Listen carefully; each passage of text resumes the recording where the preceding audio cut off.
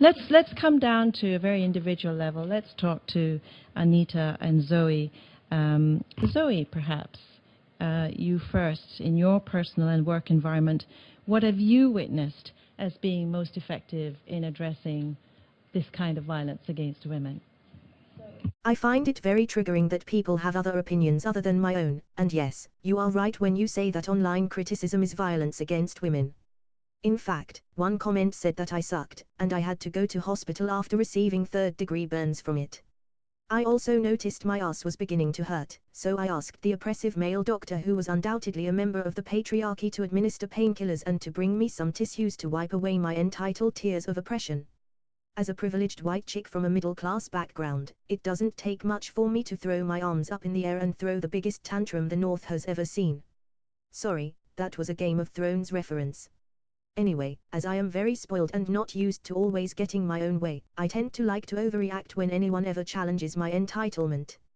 I think the direct victims of the crisis center for whiny childlike idiots such as myself who cannot handle the real world because they were too coddled by their overprotective parents. We've handled up to 1,000 cases since we've launched, and we are entirely staffed by people who have gone through the worst oppression since the Holocaust. What you must understand is that no one prepared me for the real world, and no one informed me about feminists' greatest enemy, free speech. Because the internet is not regulated like every single fucking thing else in this world, I implore you to go forth and censor the internet to protect my coddled little self, to prevent me from learning from my mistakes and protecting me from the oppressive blows of abusive criticism, and no one should ever tell me, Zoe Quinn, that I am wrong, ever. Anita and I are here to make sure you understand that the reason we're here is because we want the UN to pander to our whining and moaning, and if you don't like it, then we're going to continue to speak in our dumb, shrill voices even more. You might be thinking, if we can't handle being on the internet, then we shouldn't go on the internet. But the truth is we have too much to lose by doing that, so instead, we want you to regulate the internet for our little privileged selves. So now we're going to act like children by running to our UN mommies to tell off the naughty internet for teasing us and making out that we're pathetic little girls that we totally are not, and we're not proving their points by crying to the UN to censor the internet. Do not mistake this as nothing more than two pretty well-off feminists who get paid a lot of money for not really doing much work, most especially Anita, who doesn't even finish the videos she said years ago would be done by now.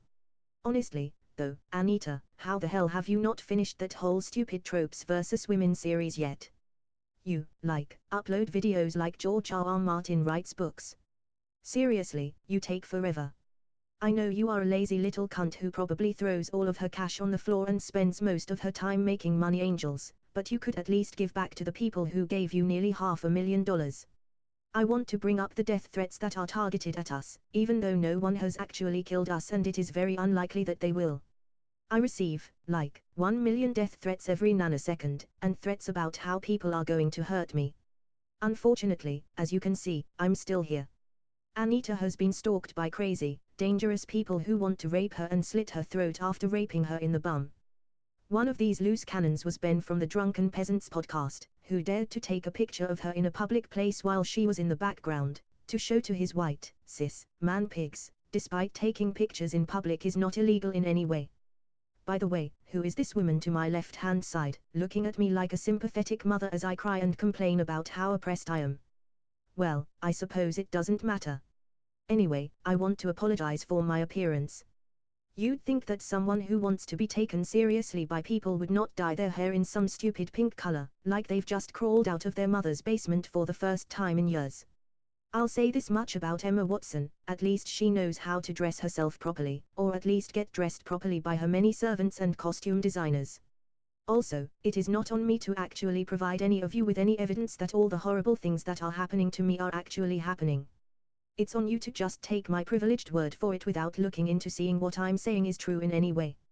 Now, despite barely able to articulate one single coherent sentence without using the word like, you know, or having to pause mid-sentence and treating this whole thing like a police interview, I would like you all to applaud now.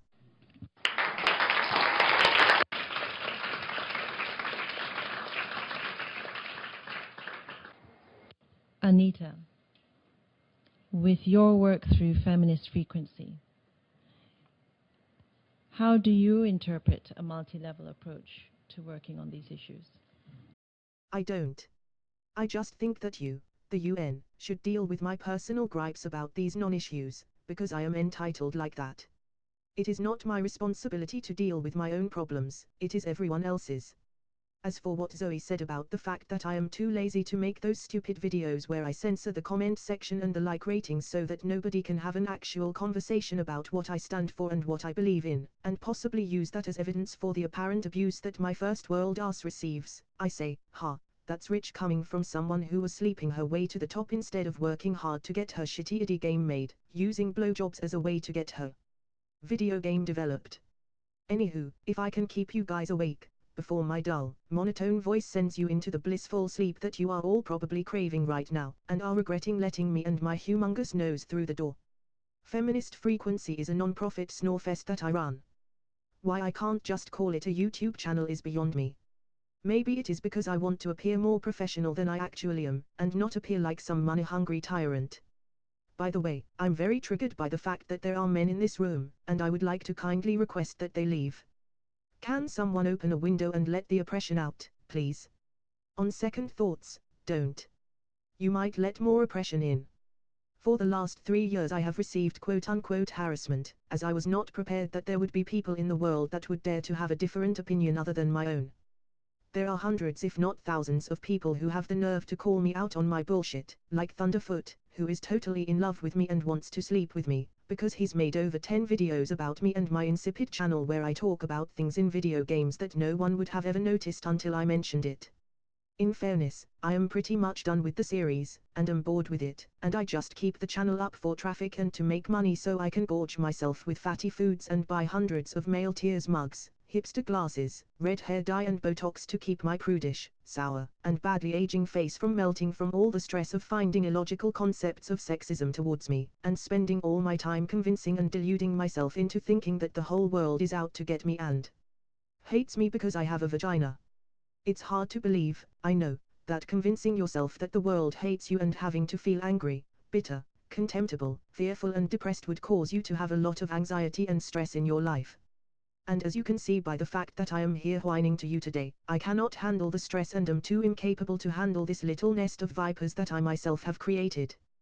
The day-to-day grind of actively going out of my way to read and find negative comments instead of ignoring them and getting on with my life like a grown-up, has turned me into a miserable husk of self-pitying and self-victimization.